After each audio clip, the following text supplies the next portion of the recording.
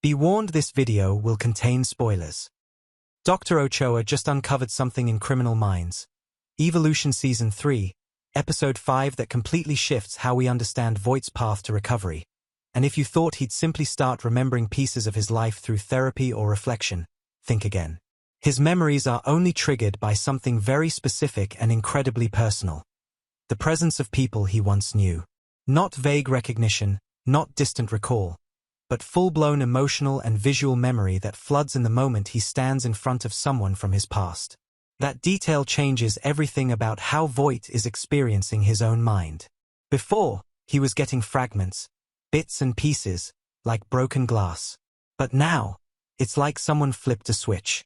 When one of those former connections walks into the room, it's not just a flash, it's a flood. Entire sequences of memory come back at once, and with them, the feelings he never used to have access to. That's where it gets terrifying. Because this isn't the old Voit, the clinical, controlled Sicarius we've seen before. What we're seeing now is a man buried under the emotional debris of his own past. Dr. Ochoa calls it a miracle. But if you look at Voit's face, it doesn't feel like one.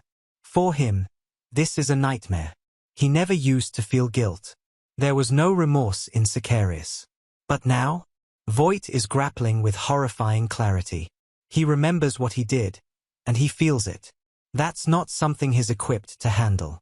In fact, the weight of that realization hits so hard, Voit even tries to take his own life. But when that fails, something changes. His instinct for survival turns into something more complex, an urge to do something with the pain, to make it count. So, when the BAU approaches him about the brutal man case, he doesn't hesitate. He sees it as penance. Not because it will erase what he's done, but because he knows he can't run from it anymore. But with every new person they bring into the room, every face he used to know, more of his mind is unlocked. And let's be real, every memory brings more pain. There's no escaping it.